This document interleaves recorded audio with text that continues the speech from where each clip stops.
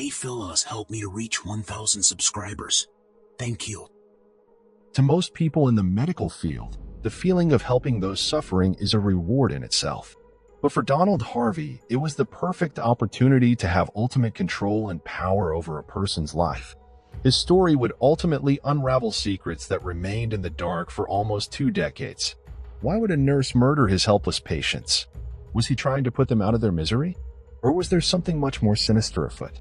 Welcome back to M7 Crime Story Time, where we tell mysterious tales of true crime cases from across the globe. And today, we're looking at the story of the Angel of Death, Donald Harvey. But before that, if you haven't subscribed to our channel already, please consider doing so. Hit the like button and click on the notification bell to get the latest content. Let's dive right into the story without any further ado. Born on April 15, 1952, in Hamilton, Ohio, Donald Harvey was the oldest of 3 children. The boy with his big brown eyes and curly hair was lovingly called Donnie by his parents, Ray and Goldie Harvey. Shortly after his birth, the family moved to Boonville, Kentucky, a small community nestled away on the eastern slopes of the Appalachian Mountains. There, Ray worked as a tobacco farmer while Goldie tended to the children and home. While the couple was struggling with extreme poverty, their marriage began to fall apart. Despite a rocky relationship, they were loving and nurturing to their 3 children. Although Donald was a quiet boy who mostly kept to himself, he apparently had shown no signs of any abnormality. Perhaps the seed of his sadistic and twisted mind was sown long ago in his past. According to some reports, Donald was sexually abused and assaulted by at least 3 different men between the ages of 4 and 21. One of them was his own uncle on his mother's side, who molested him during visits to his grandmother's home. Another one of those sexual predators was an older neighbor who offered Donald money for sexual favors. At the age of 18, Donald claimed that he was sexually assaulted by his then roommate Randy White. Though a traumatic past is no excuse for heinous crimes, it might be a point of discussion for psychologists and criminal profilers. In school, Donald always seemed to be a loner and antisocial. He rarely participated in extracurricular activities, opting instead to read books. While this got him good grades, it also earned him a reputation for being the teacher's pet, which led to teasing. Following his graduation from Stigan Elementary School, Donald entered Boonville High School in 1968.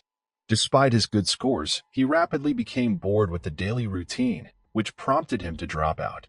He later received a diploma from a correspondence school out of Chicago and got his GED the following year at the age of 16. Having no future aspirations, Donald didn't know what he would do with his life at this point. He eventually relocated to Cincinnati, Ohio, where he managed to secure a job at a local factory. Donald was doing well in his job until the work dried up at the plant in 1970, and he was eventually laid off. A few days later, his mother called him and asked him to travel to Kentucky and visit his ailing grandfather, who was recently placed in Marymount Hospital in London, Kentucky. He had no idea that agreeing to his mother's request would forever change the course of his life. While visiting his old grandfather every day, Donald formed a trusting bond with the hospital workers. In fact, they liked him so much that he was offered a job at the hospital. It was here that a terrifying journey of madness and mayhem began, which would go on to last nearly 20 years. Donald's true motive for wanting to work as a nurse's aide might not even be known. However, some people believe that he was desperate to earn money after losing his previous job. He was not a trained nurse or doctor, but the hospital staff had full faith in him. Donald's duties required him to spend hours alone with patients, including changing bedpans, inserting catheters, and passing out medications. While looking after the patients was by no means an easy job, Donald's first few weeks at the hospital were uneventful. That is until one incident with an elderly patient snapped something within him, a disturbing beginning to an unfathomable string of events. It was May 31st, 1970, and Donald was taking care of an 88-year-old stroke victim, Logan Evans. During an evening shift, he walked into a private room to check on the elderly patient, and Mr. Evans rubbed feces in Donald's face. Although the patient was most likely not in his right mind following a stroke, the incident angered Donald so much that he lost all control. The next thing he knew, he was smothering the elderly man with a blue plastic bag and a pillow. Once Evans was motionless, Donald listened to his heart rate with a stethoscope to make sure that he was dead. He then disposed of the plastic bag and cleaned him up, dressing them in a clean hospital gown and showering before notifying the nurses. After this incident, no eyebrows were raised and no questions were asked. As a predator who just got his first taste of blood, Donald's thirst for killing only grew. The very next day, he was looking after another elderly patient, 69-year-old James Tyree. Donald, it seems, used the wrong size catheter on him. Tyree initially let him proceed, but then yelled at him to take it out. Donald used the heel of his hand to control him until he vomited blood and died due to an air embolism. Again, no suspicions were raised. As no one detected foul play in his first two murders, Donald became more carefree. Just 3 weeks after committing his first murder, he cut off the oxygen tank of 42-year-old patient Elizabeth Wyatt. This was the beginning of his mercy kill, as he would call his killings later. He claimed he was aware that she was praying to die and even told him she wished she could die. So he killed her to end her suffering. 4 hours later, a nurse found her dead.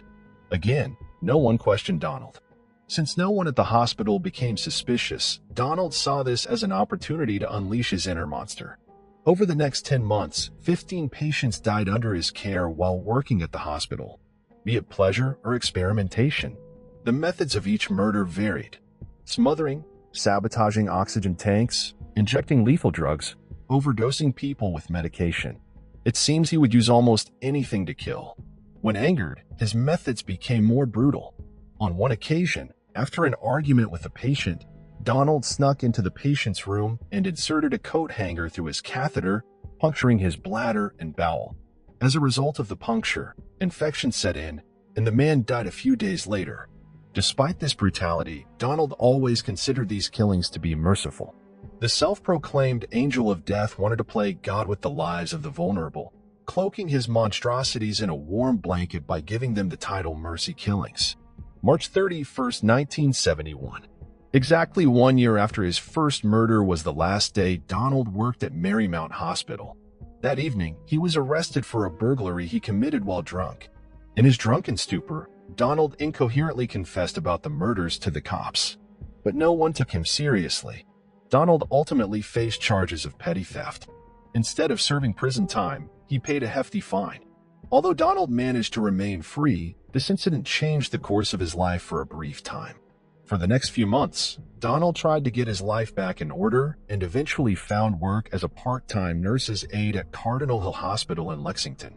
In June of 1973, he started a second nursing job at Lexington's Good Samaritan Hospital. He worked both jobs simultaneously until deciding to move on to other positions. Between August 1974 and September 1975, he worked first as a telephone operator in Lexington and then as a clerk at St. Luke's Hospital in Fort Thomas, Kentucky. For some reason, Donald was able to control his urge to kill during this time. It's possible that he simply did not have the same access to the patients as he did at his previous workplace, which could also explain why he shifted from job to job during this time. Despite his efforts to keep his killing urges in check, his inner demon slowly became increasingly more difficult to manage, finally driving him across the state line into Cincinnati, Ohio. In September 1975, Donald moved back to Cincinnati, and within weeks, he started working the night shift at the Cincinnati VA Medical Hospital. He worked there as a nursing assistant, housekeeping aide, cardiac catheterization technician, and autopsy assistant. As he became more comfortable in a hospital setting once again, he started right where he had left off. Since he worked at night, he had very little supervision and unlimited access to all the areas of the hospital. Over the course of the following 10 years, Donald would end up murdering at least 15 patients while working at the hospital. To relish all his crimes, he even kept a detailed diary of his murders and took notes on each victim.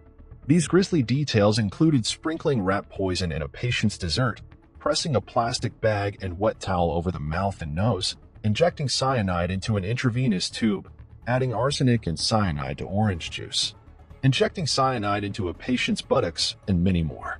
Yet the depravity of his crimes did not end there. Throughout his murder spree, Donald was experimenting with different methods based on medical journals he was studying for hints as to how to better conceal his crimes.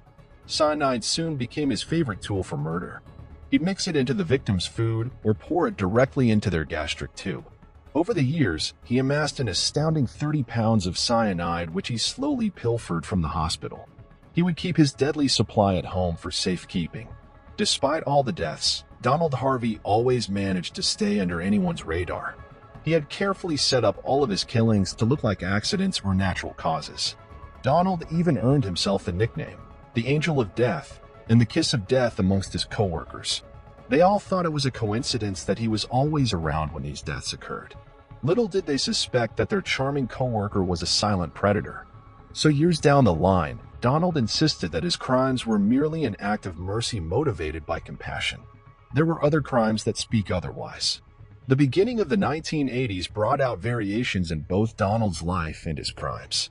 Without a doubt, these crimes were purely driven by rage and revenge. In the early 1980s, Donald briefly began dating a man named Doug Hill. The relationship was challenging from the start as they argued on a regular basis. After one of those heated fights, Donald retaliated by slipping arsenic into Doug's ice cream. Although he survived, the incident signified the first instance where Donald tried to harm someone outside of the hospital. This was a chilling sign that the monster had begun to stretch his boundaries. Following another fallout with Doug, Donald moved in with another lover, Carl Heller, within a short period of time. The relationship was going well in the beginning before Donald suspected Heller of cheating on him. Out of jealousy, he would add small doses of arsenic into Heller's food so that he would be too ill to leave their apartment. At this point, Donald's acts of revenge were no longer limited to home or the workplace. On one occasion, following an argument, he laced one of the beverages of his female neighbor with hepatitis serum, which nearly killed her before the infection was diagnosed and treated. While luck was on her side, it wouldn't be the same for another of Donald's neighbors, Helen Metzger. The arsenic he put in one of her pies caused her death at a local hospital a week later. Donald's confidence was soaring high after getting away with so many murders. He must have felt invincible. In April 1983, after a tiff with Howler's parents, Donald regularly began to poison their food with arsenic in small doses. On May 1, 1983, Joella's father, Henry, suffered a stroke and was admitted to Providence Hospital. To complete his unfinished business, Donald placed arsenic in his pudding before leaving during a hospital visit. Sadly, the elderly man died later that night. Donald continued to poison Carl's mother, Margaret, off and on for the next year, but was unsuccessful in his attempts to kill her. In January 1984, Howler broke up with Donald and asked him to move out. Needless to say, Donald was not happy about it. Unable to accept the rejection, he spent the next 2 years trying to kill his former partner with his poisonous concoctions.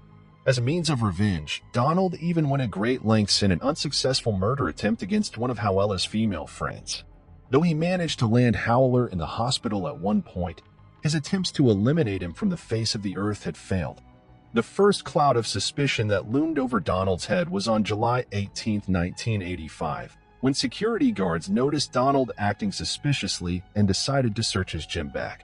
Inside the haversack, the guards discovered a .38 caliber pistol, hypodermic needles, surgical scissors, gloves, a cocaine spoon, various medical texts, 2 occult books, and a biography of serial killer Charles Sabridge.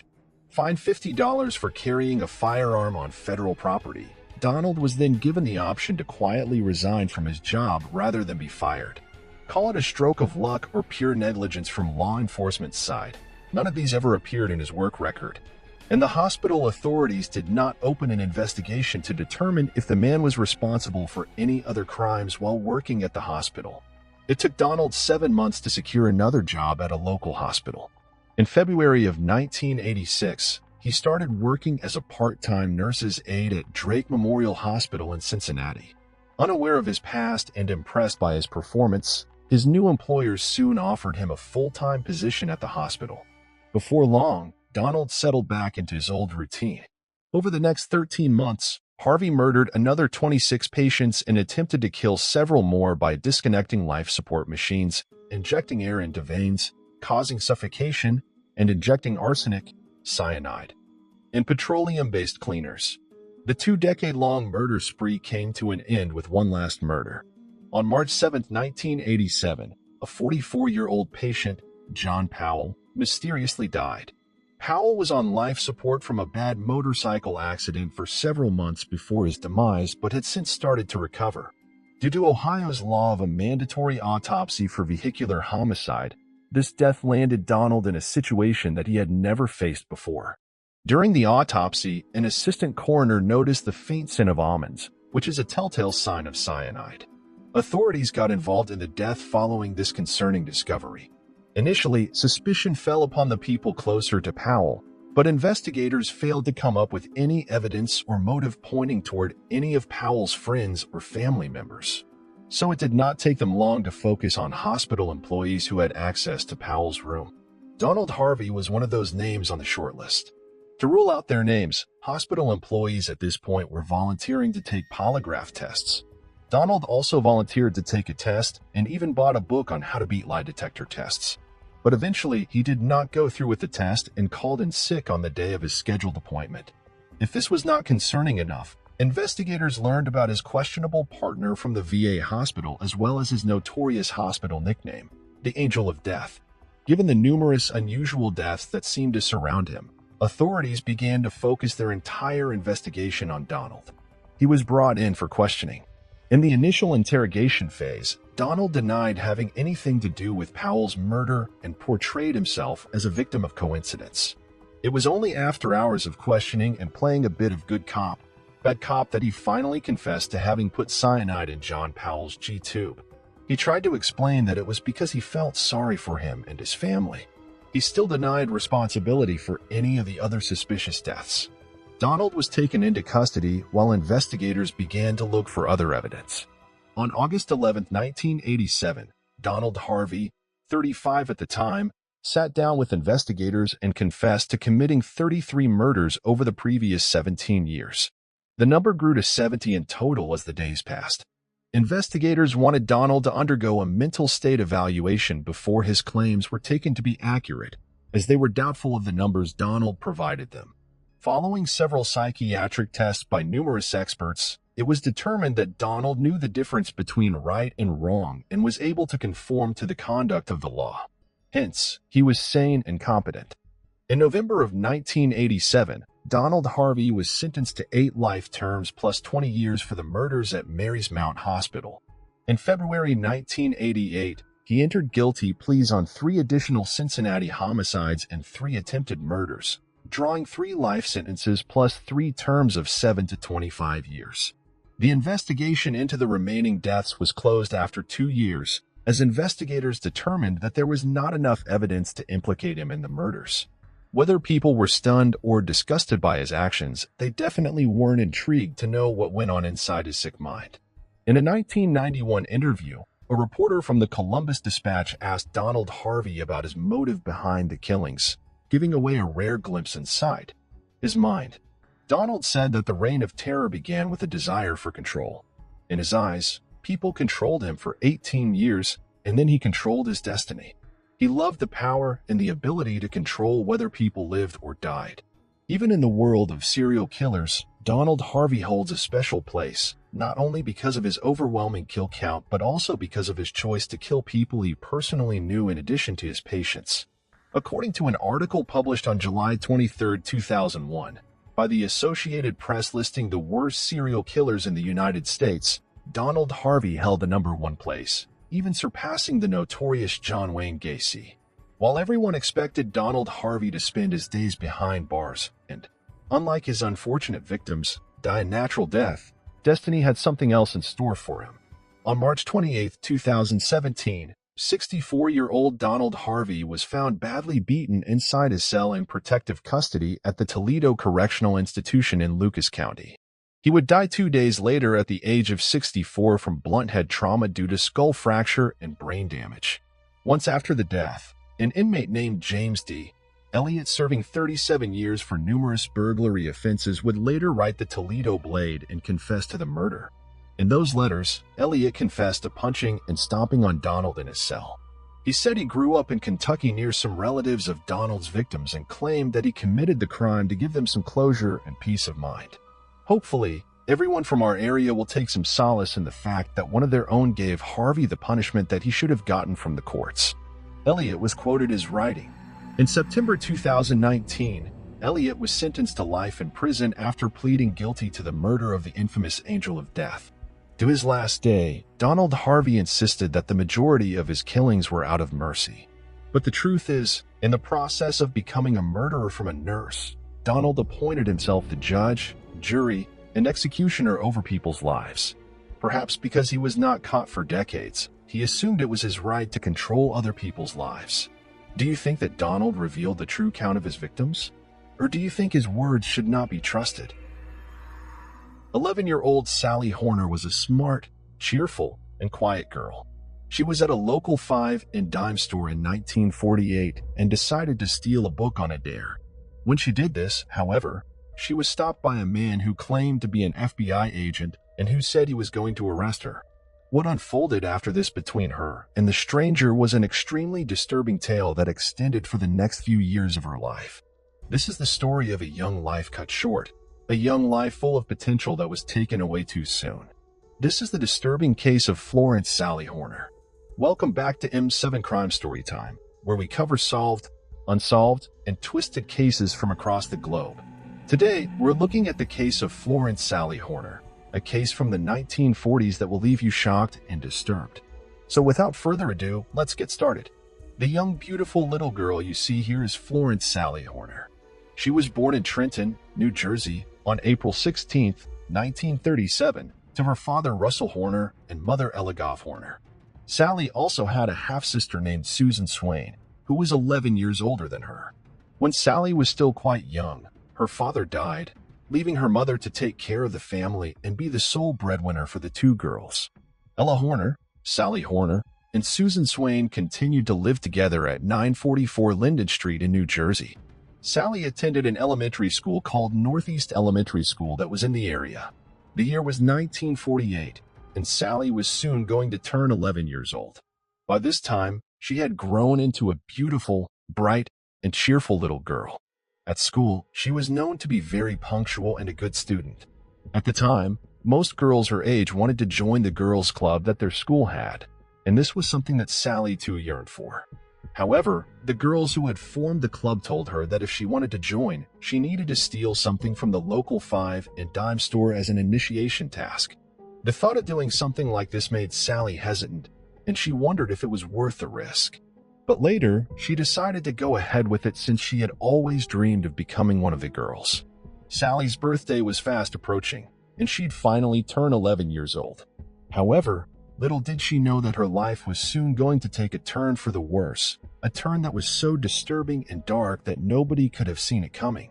During the early summertime in 1948, shortly after Sally's 11th birthday, Ella Horner decided to go on a cross-country trip. Ella took her daughter Sally along to accompany her on this journey. On their travels, they decided to stop at Atlantic City. During their time there, Sally managed to find her way into a local 5 and dime store on her own without her mother's company. When she entered the store, she remembered the dare that the girls at the club had given her and realized that this was likely her best opportunity to steal something. Sally then decided to go ahead and steal a notebook. As she picked up a 5-cent notebook and shoved it into her bag, a middle-aged man grabbed her by the arm and told her that he was an FBI agent. He told Sally that she was under arrest for stealing from the store. No real FBI agent would harass a young child in a store in this manner. So who was he really? The man's name was Frank LaSalle. He was not with the FBI or any other law enforcement agency.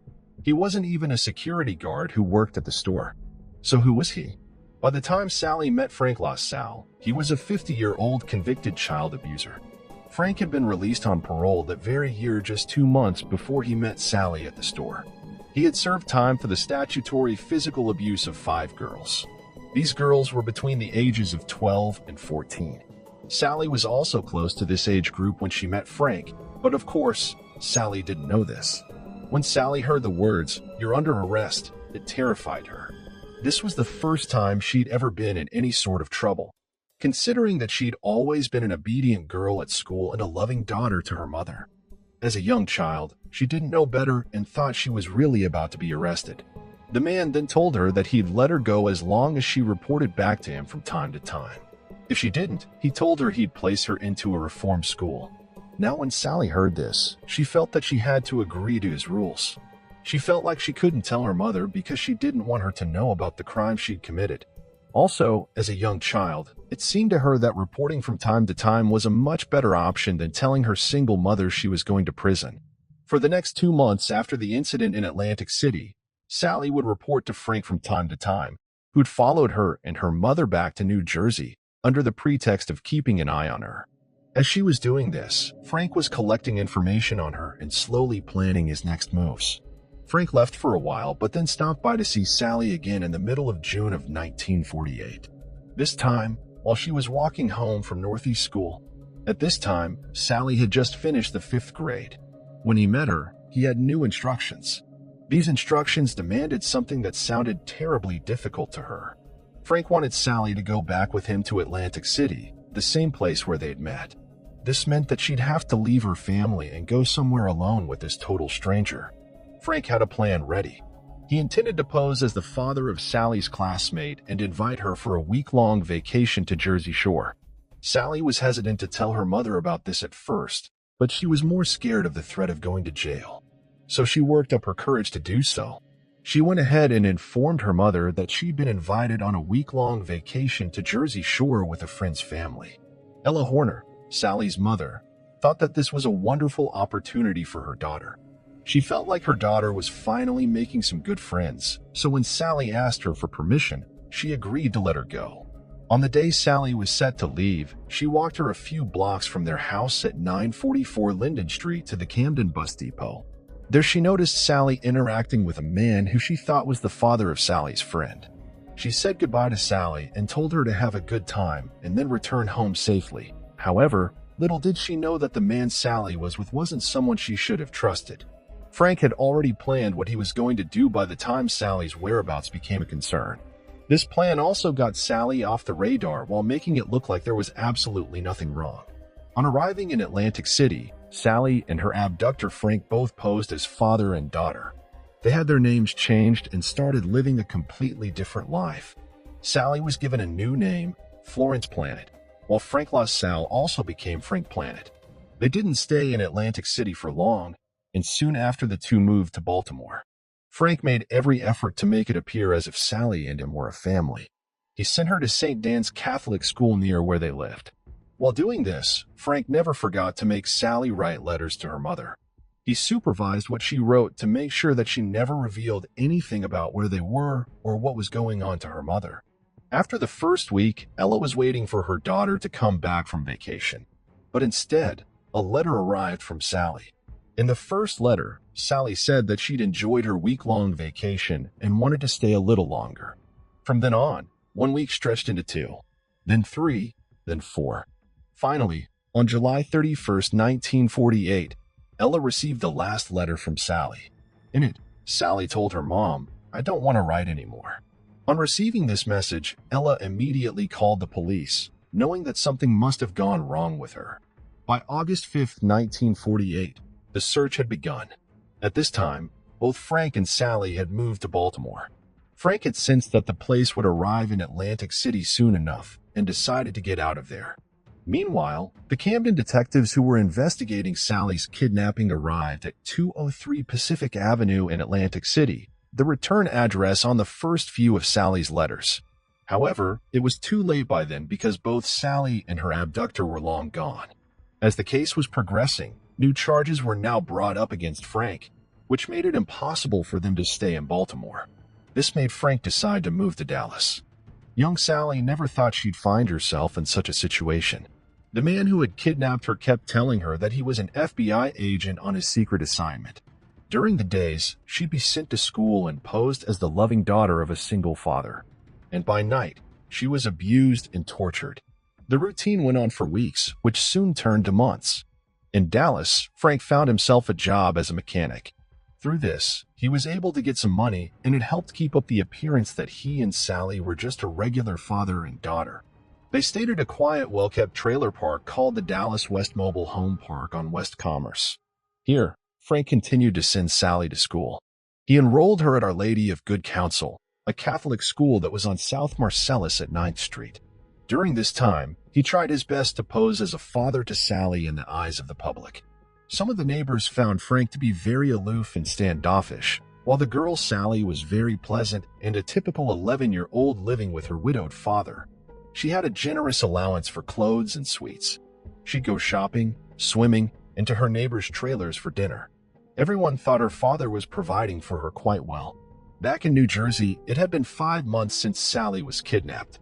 Her mother, Ella Horner, had not yet given up hope in searching for her daughter. Meanwhile, in December of 1948, back in Dallas, where Sally was living with her abductor, the routine remained. She'd be physically tortured and abused day after day. However, during the day, she'd often be seen doing what a typical 11-year-old would do. It was at this time that Ruth Janice and her family moved into the trailer next door to the Planets. As time went by, Janice began to grow suspicious of the relationship between her neighbor and his daughter. She noticed certain things that made her have doubts that they were actually father and daughter. The fact that Frank never let Sally out of his sight, except when she was at school. The fact that she never had any friends her own age. That she never went anywhere and just stayed with her father in the trailer. All these things made her wonder if Sally was in trouble. Sally, on the other hand, was continuously tortured until her body felt sore. One day her condition got so bad that she had to have an appendectomy. Her surgery was done at what's now called the Scottish Rite Hospital for Children. After the surgery, she walked like a stiff old lady. Instead of getting better, she was getting even worse.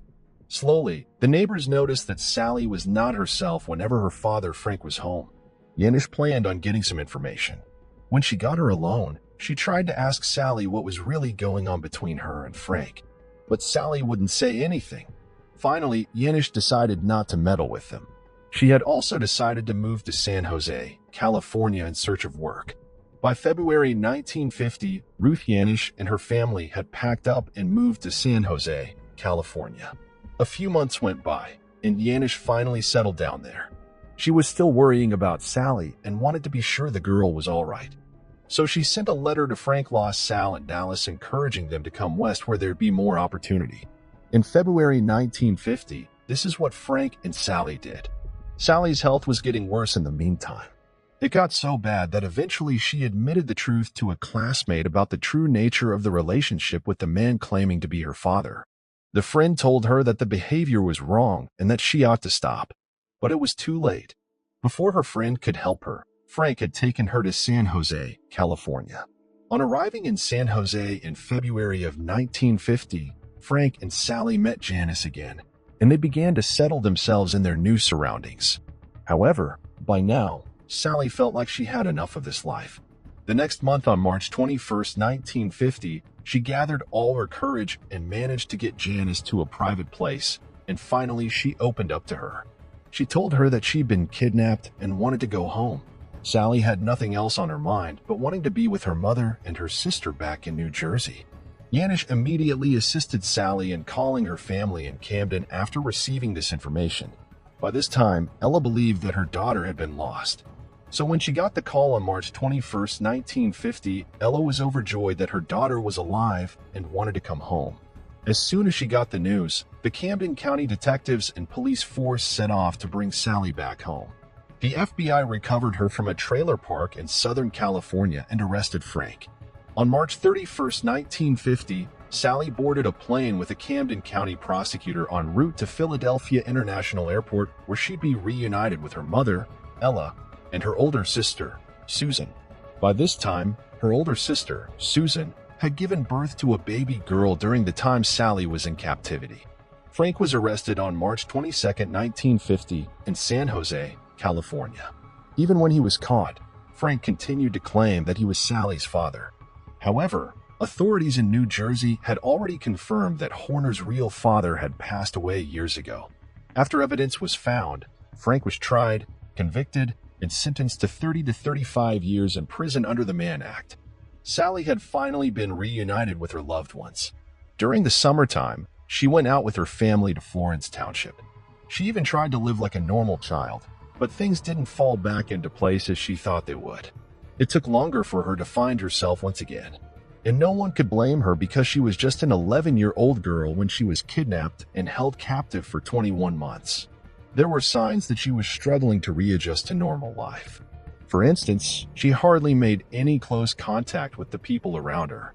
She also suffered psychological trauma because of her experience, but her family and the community continued to give her support.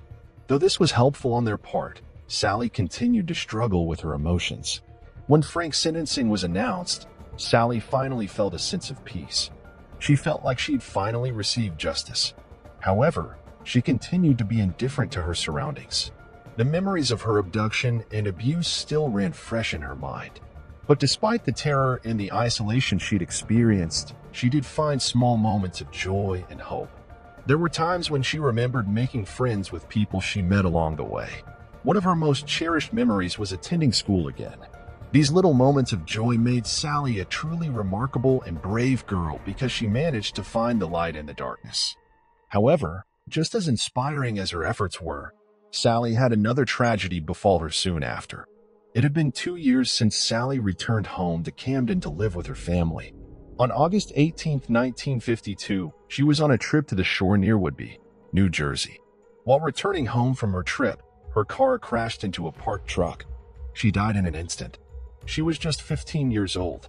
As the Associated Press reported on August 20, 1952, Florence Sally Horner, a 15-year-old Camden, New Jersey girl, who spent 21 months as the captive of a middle-aged moral offender a few years ago, was killed in a highway accident when the car in which she was riding plowed into the rear of a parked truck. Not many people who knew Sally are alive today. Her niece Diana Shamingo, now 70, who was born in August 1948, 2 months into Sally's captivity, is one of the few still around. Kai Mingo, who lives in Burlington, was 4 when Sally died and lived much of her life unaware that there was such a person as Sally whom she was related to. But even if the people who knew her personally are now few and far between, we hope that through this video, more will know the story of this brave girl and appreciate the courage and strength she displayed. What did you think about this brutal yet inspiring story of Florence Sally Horner? Tell us what you think in the comments section below. On March 6, 1959, 9-year-old Candace "Candy" Rogers was out selling Girl Scout cookies in her Spokane, Washington neighborhood. It was quite normal at that time for young children to go out unaccompanied by an adult. However, when darkness began to fall and she still hadn't returned, they started to panic and reported her missing. Soon, everyone in the area was out searching for Candy. What could have happened to Candy? Why had she not returned home before nightfall like she always did? Could something terrible have befallen her? Welcome back to M7 Crime Story Time, where we cover solved, unsolved, and twisted cases from across the globe.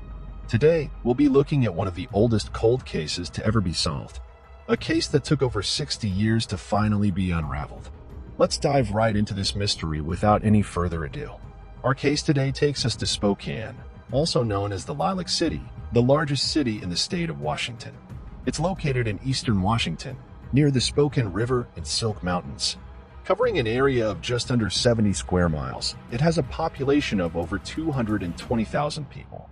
It's well known for its vibrant culture with many museums and theaters, and for hosting Spokane Hoop Fest, the world's largest basketball tournament. And Spokane is where our tale begins. On July 13, 1949, in the city of Spokane, Carl and Elaine Rogers were blessed with a beautiful baby girl who they named Candace. They were overjoyed at the birth of their first child. Candace was a bright and beautiful baby. She had a happy, carefree childhood and grew up without a care in the world. She was well loved by her family and friends who affectionately called her Candy. She was a friendly child, outgoing and always willing to make new friends. She attended the Holmes Elementary School in Spokane, where she was beloved by her peers and teachers. When she was 9 years old and in the 4th grade, she began to take part in after-school activities. She joined the Camp Fire Girls, a Girl Scout organization. As part of her responsibilities, she was tasked with selling campfire mints to the public to raise money for their trips. She did this regularly, and even at the young age of 9, her parents often let her go from door to door alone to sell mints.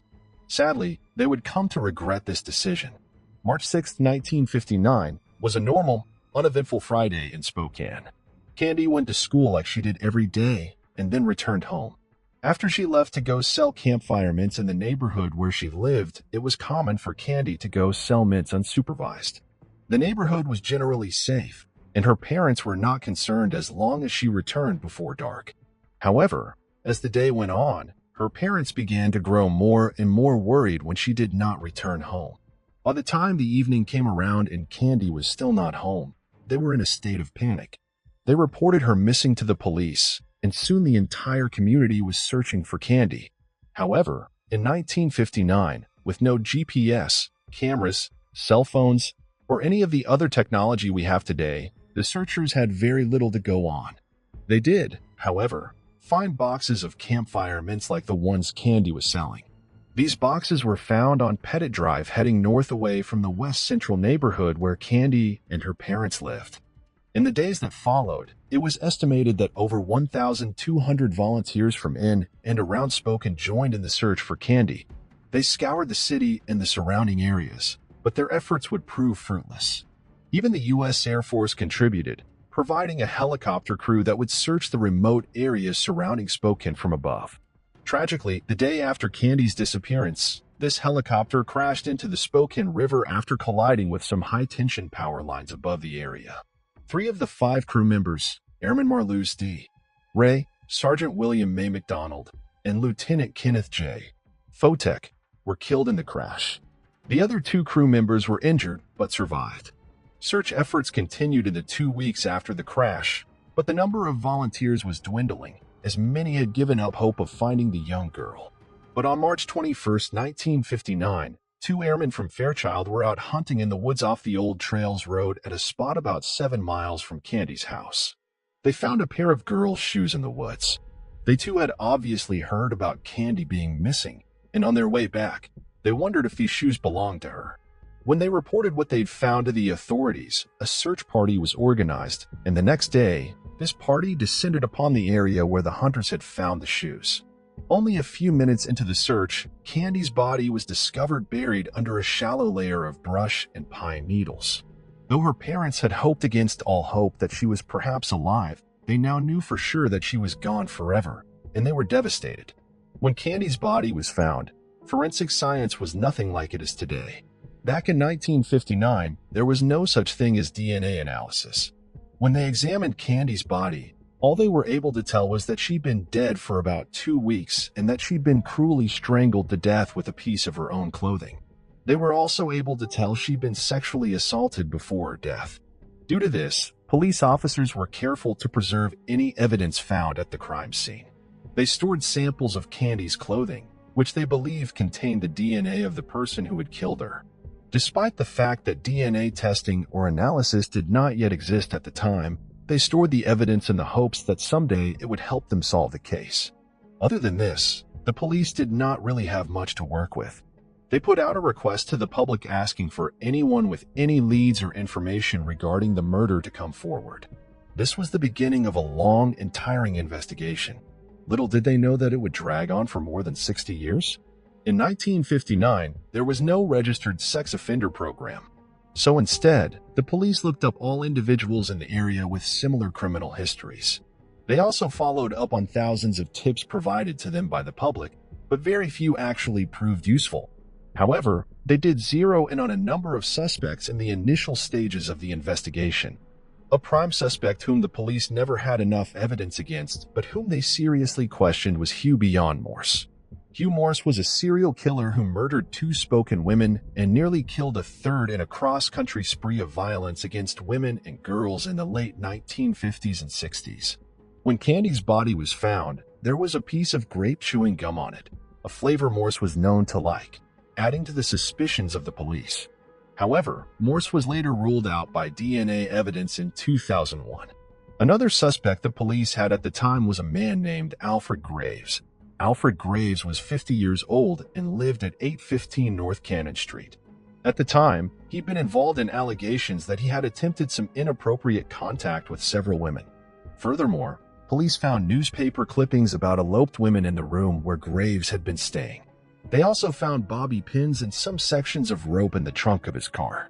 The investigators at the time were particularly interested in the rope because Candy's body showed marks that seemed to indicate a rope had been tied around her waist. However, there was no rope found with her body. Yet, since Graves killed himself and police could not find any evidence actually linking him to Candy, they could not be sure of his involvement. There was another suspect who also killed himself. This man was James Howard Barnett, age 49, of 2125 West Cinto Avenue. He was taken into police custody in 1960. He hung himself in his cell at the Spokane County Jail on February the 7th, 1964, days after he was arrested on suspicion. In a grisly detail that was released to the public, we learned that Barnett wrote a message on his cell wall in his own blood, which said, "I have sinned against the Lord." However, police never had enough evidence against Barnett to link him to the murder. Eventually, despite the dogged efforts, both in the Spokane Police Department and outside of it, the case went cold. There was a lack of tangible leads for the investigators to follow, but they never gave up on Candy. In fact, as the original detectives grew old and retired from the force, they passed on the case to the younger investigators who had replaced them, and encouraged them to keep digging in the hopes that they would find something that the initial investigators had missed. This became a tradition as one generation of detectives would pass on Candy's case to the next generation. And in this manner, Candy's case was kept alive among the police of Spokane. They worked the case for decades hoping that eventually something would turn up. And finally, it did. In early 2021, the case was being worked on by Sergeant Zach Stormant and retired detective of the Spokane Police Department, SPD, Brian Hammond. They were two investigators in a long line of SPD officers never quite willing to give up on Candy's case. And finally, in 2021, they caught a break. In early 2021, a forensic scientist at the crime lab suggested sending the evidence in Candy's case to a private genome sequencing company in Texas. A sample of semen collected from Candy's clothing was provided to that lab. The lab tech stated that the fact that the specimen was intact after over 60 years was in itself a minor miracle. Most of the evidence collected from the original crime scene had not been stored properly and had been contaminated in the years that had passed. Luckily, this crucial piece of evidence had been kept in an airtight mason jar, preserving it perfectly. The specimen was input into a genealogy database, which narrowed potential matches down to three brothers, John Ray Hoff, Andrew Hoff, and Terry Allen Hoff.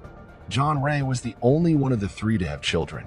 Detectives contacted his daughter, Kathy Hoff, and asked if she'd be willing to provide them with a DNA sample that they could test against the evidence from the crime scene all those decades ago. Kathy agreed, and in September 2021, she submitted her DNA to the police. When the results came back, there was no more questioning it. John Ray Hoffman's DNA perfectly matched the DNA left at the crime scene decades earlier. Police had finally found their man. Sadly, however, they could not serve him the justice he deserved as they learned that John had killed himself in 1970. John Hoff joined the Army at 17, and at the time of the murder, he lived in Spokane, only about a mile away from where Candy lived. He'd been 20 years old in 1959 when he committed the horrific act of assaulting and murdering poor Candy. He'd gotten to know Candy through his 10-year-old sister at the time, who was part of the same Campfire Girls troupe. This was not the only time he would do something horrible. In 1961, 2 years after Candy was murdered, Hoff was convicted of assault in the second degree with intent to rob. In that incident, Hoff accosted a female, forcibly removed the victim's clothes, tied her up using her own garment, and strangled her before fleeing the scene. The victim survived, and Hoff spent 6 months in jail for the attack. Based on his conviction, Hoff was declared a deserter from the Army and was discharged. He was employed as a door-to-door salesman and worked at a lumber yard at the time of his expulsion from the military. In 1970, at the age of 31, Hoffman committed suicide. To be 100% sure that Hoffman was indeed their man, police obtained a warrant to exhume his body and collect sample DNA to test against their evidence. When they did so, it came back as a perfect match. There was no doubt. After 60 long years of what seemed to be a never-ending investigation, they had finally found the man who ended poor Candy's life. 60 years is a very long time, and almost all of Candy's relatives had passed away without ever finding out who was responsible for her murder. Both of her parents died wondering who had taken their little girl from them. Candy's cousin Joanne Paz, now herself in her 70s, was available for comment when the news was released. It's not closure, but at least there's some form of satisfaction there, knowing that the person that did it is at least named, Paz said. He may be in a grave, but he's named. While Paz herself was relieved to finally have answers, she knows that something Candy's parents never got. They never saw him pay or die for it or whatever, she said. They went to their grave not knowing, and that was hard. Very hard. Spokane detectives were overjoyed at the end of a case that they'd been working on for over 60 years. Major crimes detective Zach Stormand said the closing of the case had been a long time coming. It's the Mount Everest of our cold cases, the one we could never seem to overcome. But at the same time, nobody ever forgot, he said. Finally, over 6 decades, the case was solved, and we hope that wherever she is, Candy is resting peacefully. And there it is, folks, the tale of how a 60-year-old cold case was finally solved. Are you impressed by the dedication shown by the generations of detectives who never let the memory of Candy fade away? Let us know your thoughts in the comments down below. As always, stay safe until next time. Like this video and subscribe, please.